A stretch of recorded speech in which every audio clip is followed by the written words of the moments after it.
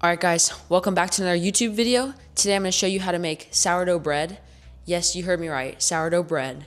I know you see everyone, they're like, oh yeah, I've got my starter, it's got a name, what's your starter's name? Like they act like it's their pet, and then, they're like, it takes 3 days to make it. I mean, yes, that's true, but it's really not that scary. And today I'm going to teach you how to make it so easy that you're going to want to make it right as you click off this video, okay?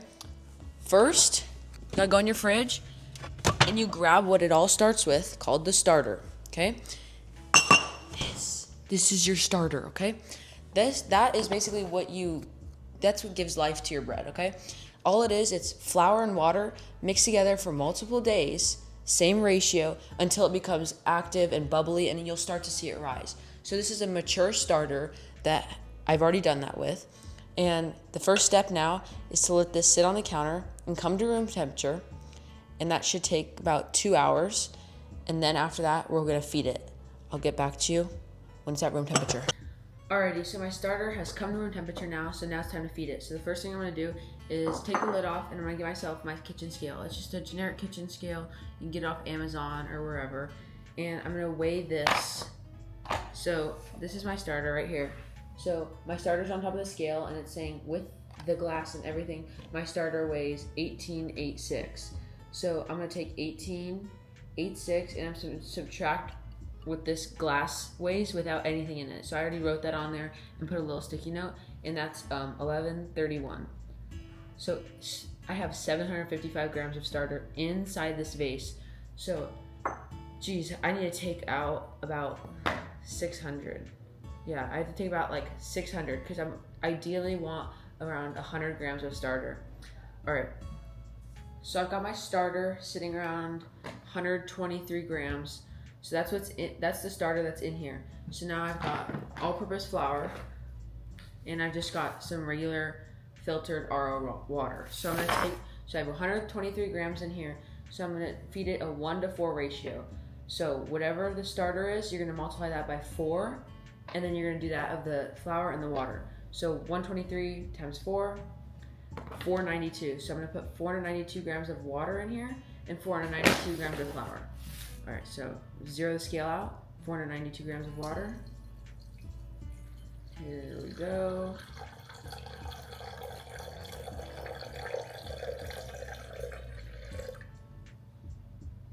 All right. Now for the flour, it's just a organic all-purpose flour that I'm using. And now we're gonna go ahead put 492 grams of flour in. I just use a ladle. I think it's the easiest method to do it.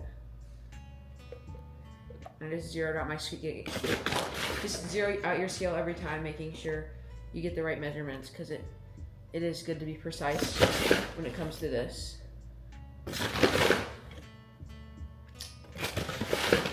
Almost there.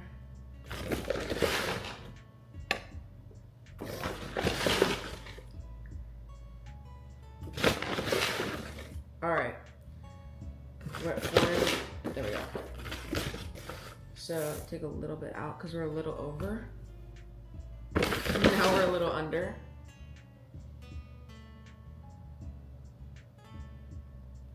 All right, there we go. Oh, it's so important to be precise with this stuff. All right, so now we're at 492. Now listen, my best, don't get me wrong, this is the best way to mix it. A lone little chopstick, all right? And get rid of my scale, I don't need that anymore. I'm literally just gonna take this chopstick and I just mix the hell out of it, okay?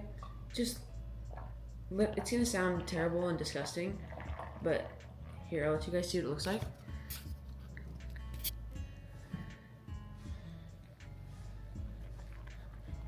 This is literally, it looks like this. You want to make sure you get all up in the sides and everything, because it's just very important that you get the starter that was at the bottom all incorporated and mixed in. So that's what we're looking for, okay? So I'm just gonna mix this together, and it's gonna take, it might take like 5 to 7 minutes, but you want to make sure it's all like thoroughly incorporated and super, like, you don't want it to be super clumpy. It should be pretty smooth. All right, so this is what it should be looking like. It's a pretty, like, it's not super clumpy. There's no big clumps of like dry flour really, except for right there, which won't affect it. But it's all thoroughly mixed in with the starter. And the next step is to basically put some saran wrap over the top. Okay, so now your starter is fed. Now you're just putting saran wrap over the top. So I just take some saran wrap, pull it, and just basically, like, see down here, I literally just tightly put it over the top of it, just to make sure there's no air getting in. I wanna make sure it's super tight, like perfectly over the top. Because this is just overnight, you're gonna leave this on the counter and it's just gonna rise. So I just leave it at room temperature. See, this is just tightly wrapped, okay?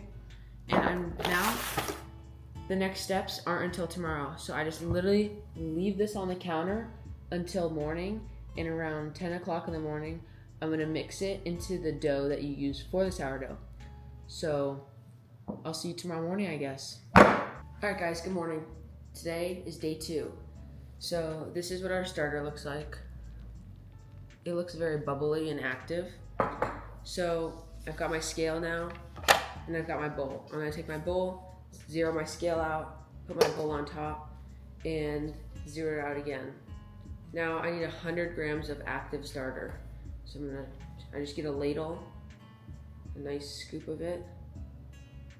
Oh. All right, so that's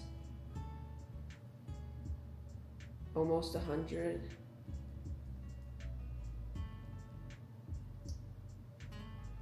It's easy to go over because this is very dense. So we're at 103. Now we're not enough. All right.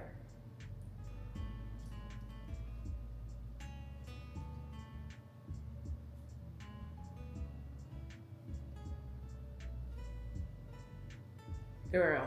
We're at 100. So I can put my starter to the side. And now I need 325 grams of like fairly warm water. I'm just gonna dump that in. All right. Now I have this little tool. It's like a little bread whisk. And now I just have my starter, my water in here, and I'm just gonna mix it together. And it will become foamy, and it will turn to this murky taupe color. And that's exactly what you want. It shouldn't take too long. I just checked the ends now. See, it's already all mixed in. All right, now we need 475 grams of all-purpose flour. Make sure you're weighing this all out on your scale. I weighed it out, so I don't need my scale. So I'm just gonna dump this in. 475 grams of all-purpose flour. And the last thing is salt. Just 10 grams of salt. So I'm just gonna give this a good mix now. Make sure it's all thoroughly incorporated. You need it to be like, it's not gonna be smooth right away. It's gonna be like a shaggy dough. So that's what you want it to look like. I'm just gonna do that, and I'll get back to you when it's all thoroughly incorporated. Okay, this is what your dough should be looking like now. It's all combined nicely. It's a shaggy dough. There's no big flour clumps. So that's exactly what it should look like. It should be sticky, and that's the perfect consistency of your dough. So now that you have your dough made, it's really not that hard of a dough. You're gonna get some saran wrap, and you're just gonna cover this, and you're gonna put it away somewhere that's not getting air constantly. You don't want it to be too cold. So I recommend the pantry. That's probably the best bet, like, or maybe like a cabinet if you have enough room. And you're gonna cover it for 30 minutes, and then I'll see you back to do the next step after the first 30 minutes.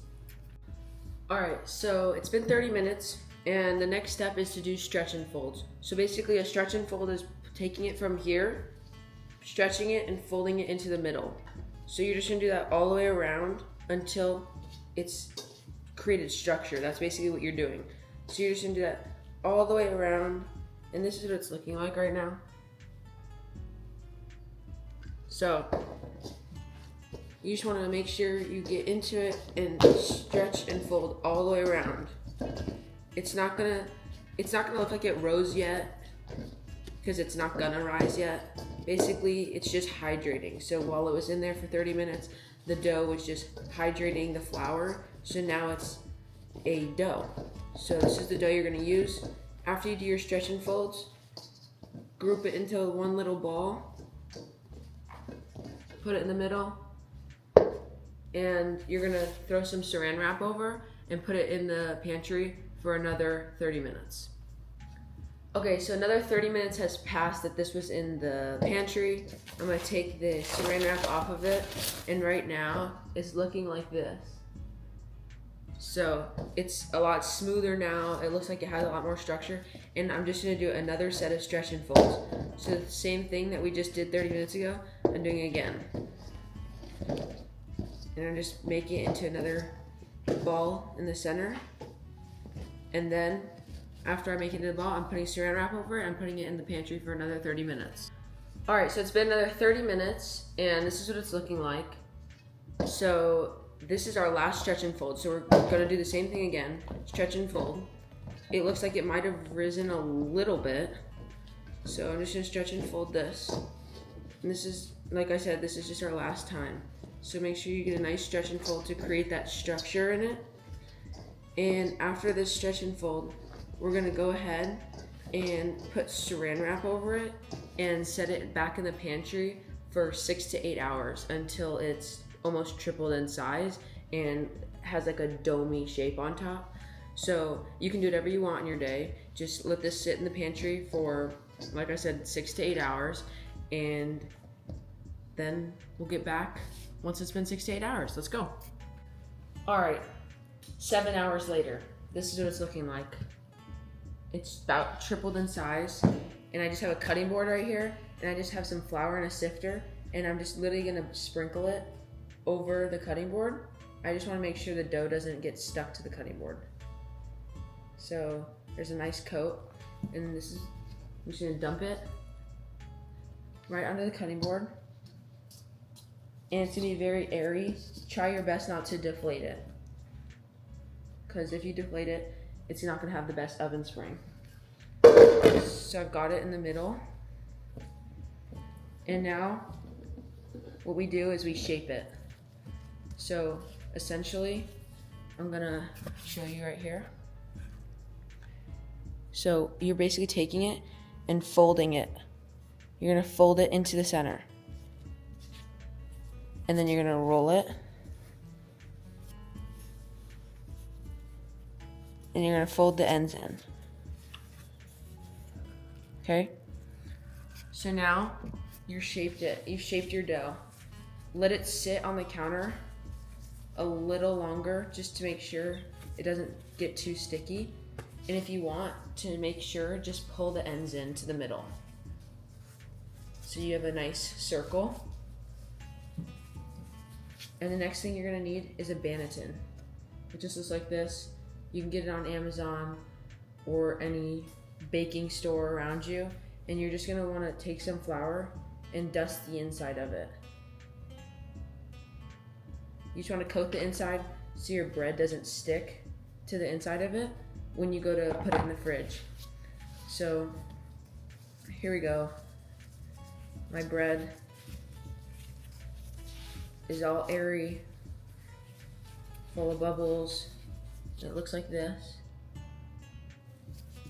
And then now all I'm gonna do is I'm gonna grab it from the top all together in one whole bunch, and I'm just gonna drop it into the banneton face first. Then just take a little, like a hair cap or a plastic bag, and you're just gonna wanna put it over the banneton, just like that, to keep it from too much air getting in or anything else getting in. And your last step is to literally take it from here, and you're just gonna put it in the fridge. And now it's in the fridge, okay? That's just gonna sit in the fridge overnight, and then day 3, which will be tomorrow, we're gonna bake the bread. And I'll see you when we go ahead and bake the bread. Hello, it's me. It's the next day, and it's time to bake this thing, okay? First thing you gotta do, go to your oven. Make sure there's nothing in it except for the bottom rack, okay? Next, I'm gonna get my Dutch oven right here. This is very important, extremely, extremely important, okay? You need one of these to make this. I'm gonna take the lid off, leave it on the counter. It's just an empty Dutch oven, okay? I'm gonna just place this in here in the middle, close my oven, and hit bake 450. Start, okay? That's just gonna heat up to 450. The lid is not on it. When it's at 450, I'll see you guys again. Okay, it's come to 450. Now, you have to set a timer for 30 to 45 minutes. I usually do 45 minutes just to be safe. And what that time is to do is making sure that that Dutch oven gets all the way up to 450, the same temperature that the oven is. So set the timer, and then once it hits 45 minutes, then you put your bread in the oven. But let's let that get to 45 minutes, and then I'll see you again when we put the bread in. All right, it's been 45 minutes. Now it's time to bake it, okay? So the bread has been sitting in the fridge overnight, so I'm gonna go grab it. It's right here. It's looking like this. And I'm basically just gonna like flip it out onto this. I just cut a little piece of parchment paper because that's what it's gonna go on. So I'm just doing that. All right.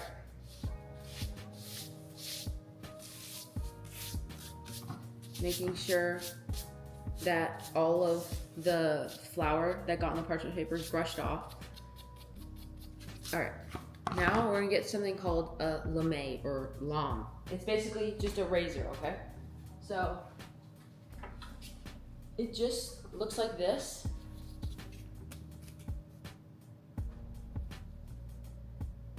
So it's just like a little razor blade. And now what you do with this is you're just gonna basically make an incision in the bread so that so it has a spot to form and break out of its shell, you know? So it should look like this. So this is what the bread looks like right now. And I'm literally just gonna take this and I'm just gonna slash it. Just right like that. And go over it one more time. So that's gonna be a pretty deep cut. And then right here, you can just do like a little line with some leaves to make a little design. This is like one of the easiest designs that you can make.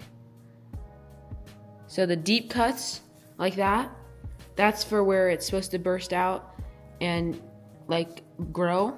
And this is for design, okay? Now, time to put it in the oven. So make sure you have these unless you don't want hands by the time you're done with this.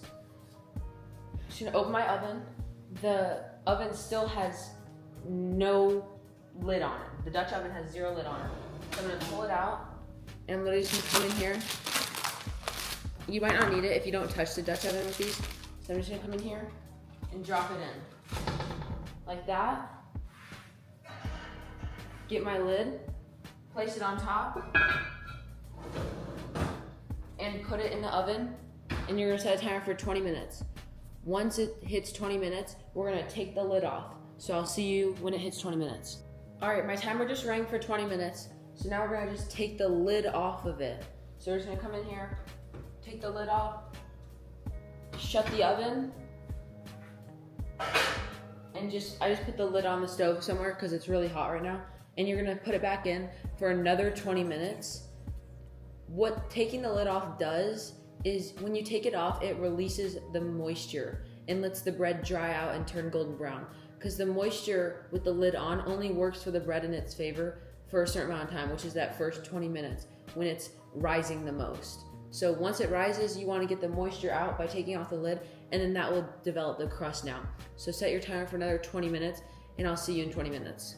All right, so my timer just went off again, and that's the last 20 minutes. So I'm gonna take it out here in a second. So it's been in the oven for 40 minutes combined. You can leave it in a little longer at the end if you want it to be a little darker color, or maybe a little more burnt color. So maybe that's just preference. But it's been in the oven 40 minutes total, 20 minutes with the lid on, 20 minutes with the lid off. And now I'm just gonna use this. It's just a little meat thermometer, just a little thermometer you can buy anywhere. And I'm just gonna turn on, and you're gonna make sure that the internal temp of your bread is at least 200 degrees, because that's the perfect temp for it to be before you eat it. So I'm gonna check right now. Yo, turn that up, kid. And it looks like we're sitting at 201, so perfect. So I'm gonna go ahead and take it out. The Dutch oven's really hot, so I just put it on like a little cork. And you can just pick your bread out. And now you have a beautiful loaf of sourdough bread, just like that. Nice and tall, nice crust. Listen.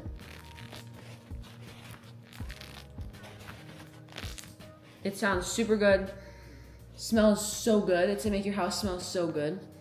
And yeah, there you have it. If you guys get stuck at any point, I will link the directions and the recipe in the description below. I hope you guys enjoyed. Like always, please leave a like and subscribe. It really does help me a lot. I hope you guys enjoyed this video, and I'll see you next time. Bye.